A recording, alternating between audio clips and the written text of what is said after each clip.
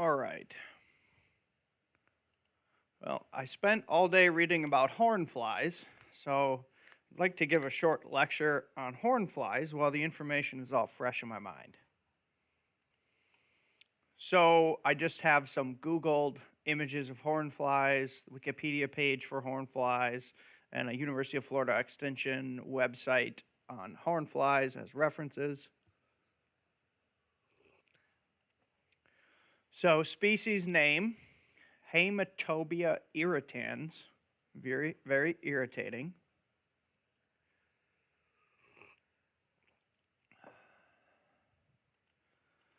These are holometabolists, so they go through egg, larval, pupae, adult stages, holometabolists. Dipterans, so they're flies, 2 wings. Musids, so the type of fly they are, they're musids. And you know a very, very common musid, which is the housefly. So these are, I guess, close to houseflies in relation.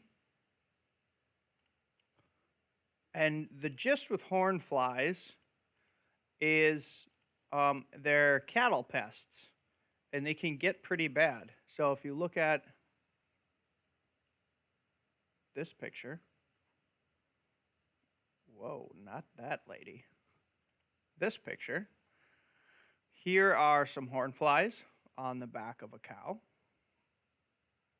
Look at this one, pretty bad. A single cow can have 3,000 flies, and each of these flies can take 20 to 40 blood meals a day. So these are not like mosquitoes in a sense that a mosquito will blood feed and then produce eggs and lay eggs and then probably not blood feed for another couple days. Hornflies are almost like ectoparasites on the cows. They do not leave the cows, and they eat multiple times a day, and they can take 20 to 40 bites a day. It's like a buffet. So as the cow poops, that's probably the only time that the fly leaves the cow. And it goes off the cow to lay its eggs in the cow pies.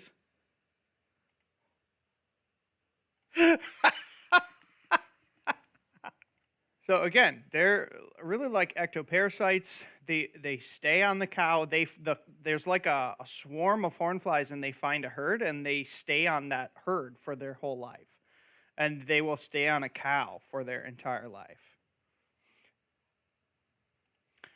And it's reported that if you have significant hornfly problems, the cows can actually get anemia, and it can significantly stress out the cows. And so for farmers who care about the quality of life of their cows, this can be a really big issue. A female can lay about 25 eggs per clutch, and a female in her entire life can lay about 400 eggs. So you can imagine how these can explode very, very quickly. You can have all of a sudden massive populations of these. They lay their eggs right in the manure. The larvae have 3 larval instars.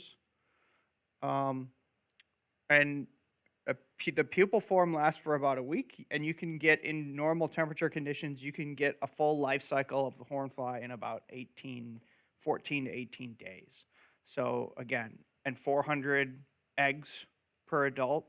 These things can really explode over the course of a season. If you look at the seasonality, so if you have April, so this is late spring, they will start arising in April, and they will continue through their season until about October, so through summer and fall, and they will have a peak in July, August. Originally, hornflies are from Europe. They're European. And they have been imported to North America and South America. They are all over the United States. in the cattle industry. In terms of identifying them, I like this. I like this image. Just Google is my reference here. These are the typical flies you're going to find associated with cattle in North America. Muscids, so that's the type of fly. These are the horn flies. They're going to be smaller. Don't confuse them with the face flies and the stable flies and the house flies. Stable flies almost look like tsetse flies. They got like this proboscis sticking out. The proboscis of the horn fly is a little bit shorter, and they're a little bit leaner than compared to the other flies. And both males and females feed, so it's an aggressive biter. Both males and females blood feed throughout their entire life. Here I'm looking at the University of Florida's website. They have some sharper, closer images of these horn flies. Here's a close-up. Side view. Here's their head. Here's their proboscis. And they have piercing, sucking mouth parts, the proboscis, so they will pierce the skin and suck blood to drink blood. Here's the larvae. Here's an egg.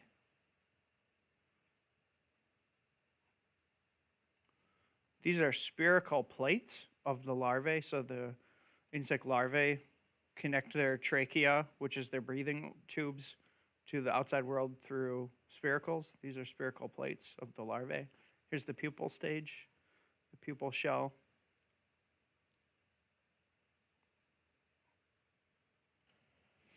So it's estimated that about 1.6 billion in damages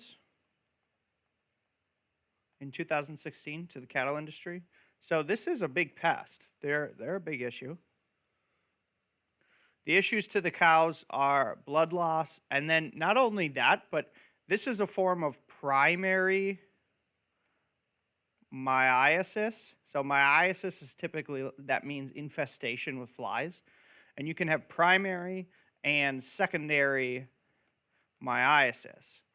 Okay, primary myiasis are flies that can start a fly infestation essentially on like a living, healthy organism. So like a living, healthy cow, horn flies can initiate a primary myiasis. This is in contrast to a secondary myiasis, which would be like screwworm.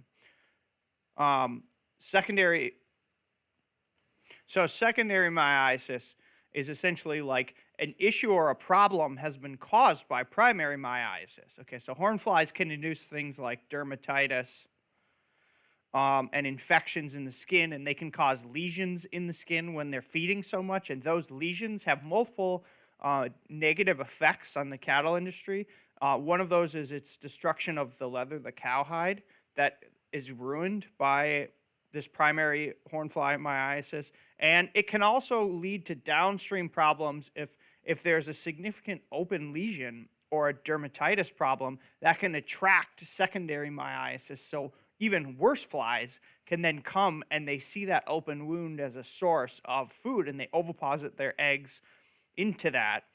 And so then things like screwworm can establish and can get really nasty infections like this. So primary myiasis can lead to secondary myiasis, and the horn flies are what you would consider a primary myiasis.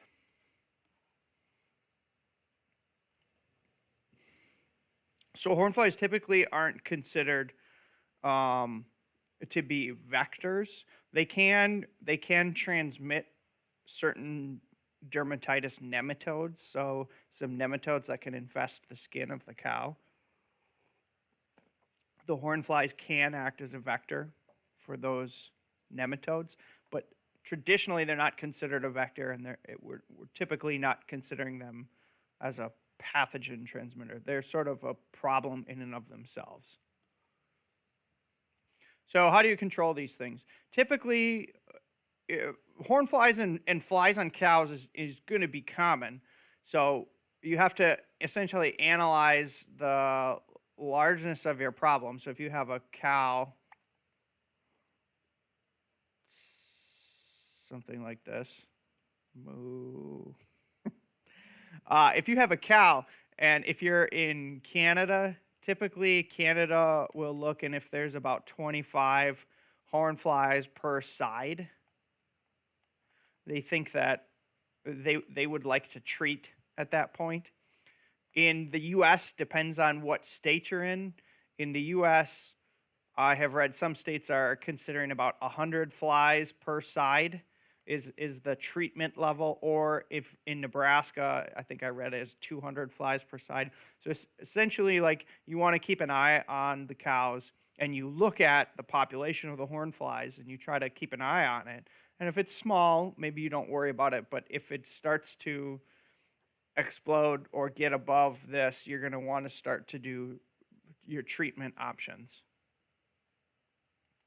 So one of the issues, and the way that these can be reasonably treated, is there are ear tags. You can buy these like ear tags that you tag onto the cow. Let me see if I can find a picture of this. Here's some cow ear tags. You can buy versions of these that are impregnated with insecticides, and that can have an effect on the fly problem. That can be a successful strategy. But it is a problem in a sense that most of the U.S. populations are now insecticide resistant. So there's going to be an issue coming down the road when all the horn fly populations are completely resistant to insecticides, and there's got to be other mechanisms of dealing with this.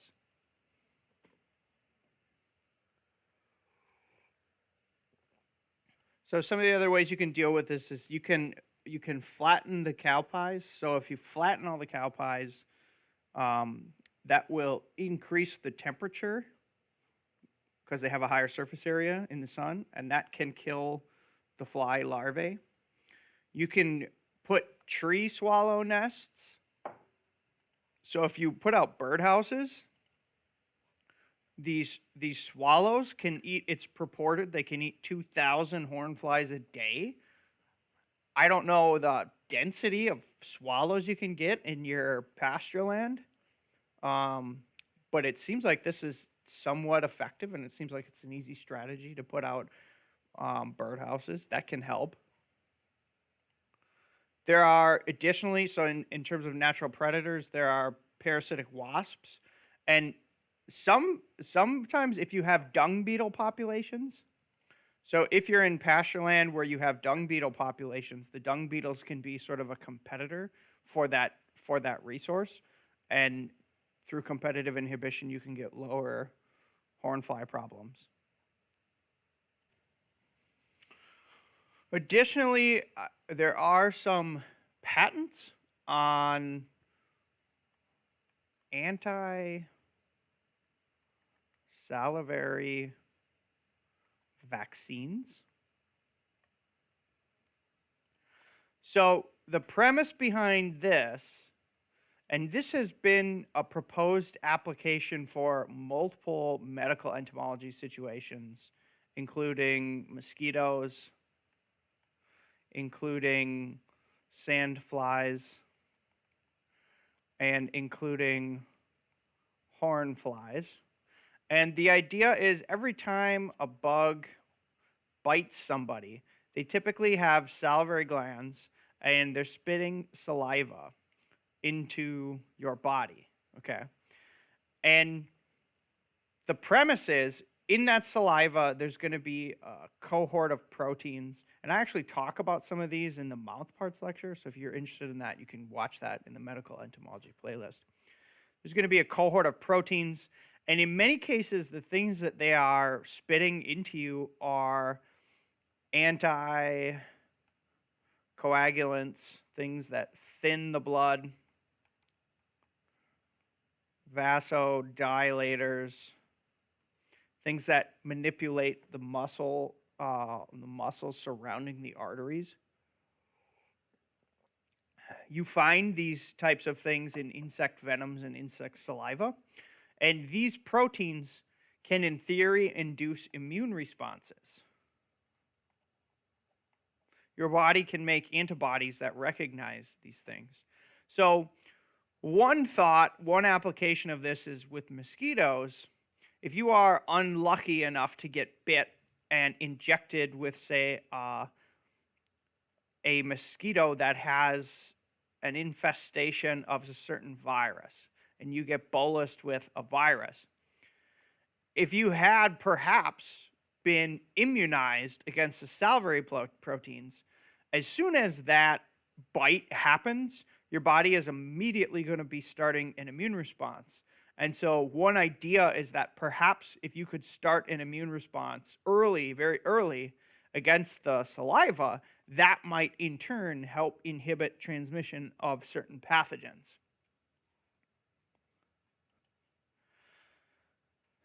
So at this point, there is a phase 2 efficacy trial for this very type of vaccine funded by the NIH. So this is currently being tested, and its efficacy will remain to be seen in the future. And I have read reports that this does work well in sandflies. So sandflies, let me get some pictures of these. Sandflies look like this. They're very, very small biting flies, and they spread a disease called Leishmaniasis. Leishmaniasis is a very nasty disease, and you can get cutaneous Leishmaniasis, and you can get visceral Leishmaniasis. So imagine this inside your body. It's a nasty disease, and the pathogen is a trypanosome.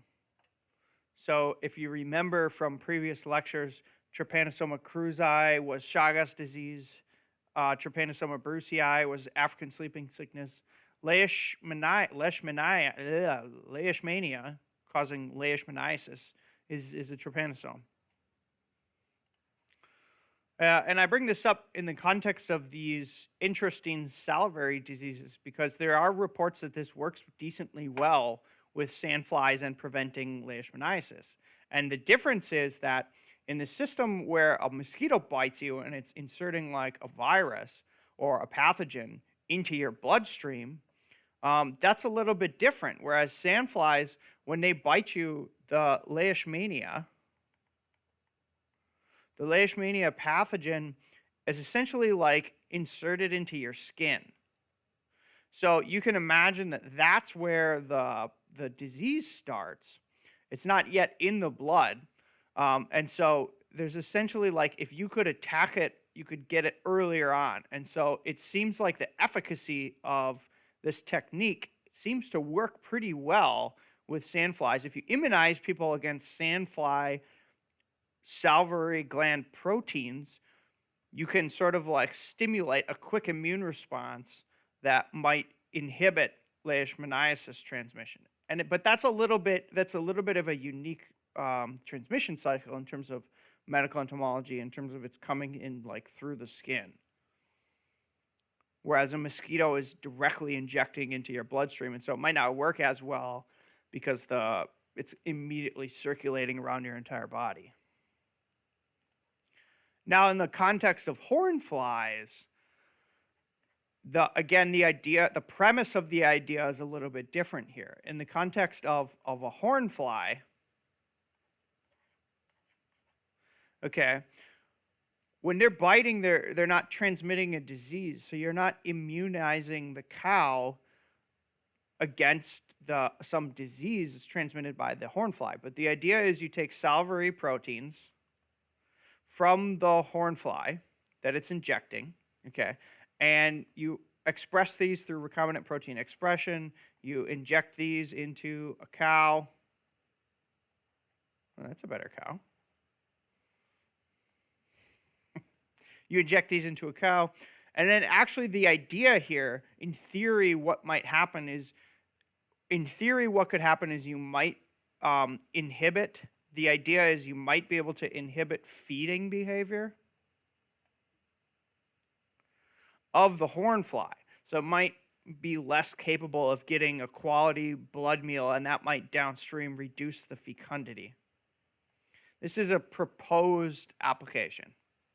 I'm not saying that this is definitively a treatment mechanism. This is sort of like a proposed thing that people are working on. It'd be interesting if this worked out.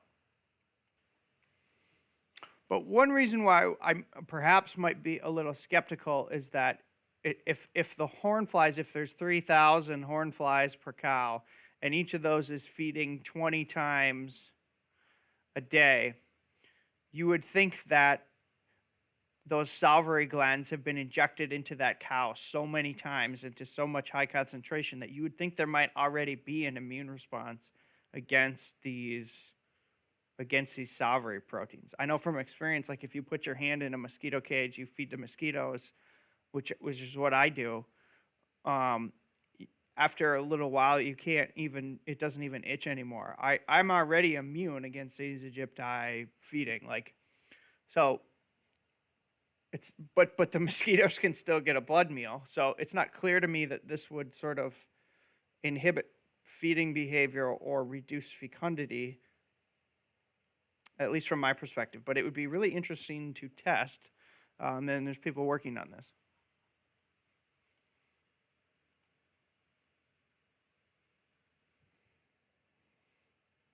So that's a little brief overview of horn flies. I hope you enjoyed a little short lecture on the side, a little extra medical entomology lecture out of season. Enjoy the day. Hit like, hit subscribe.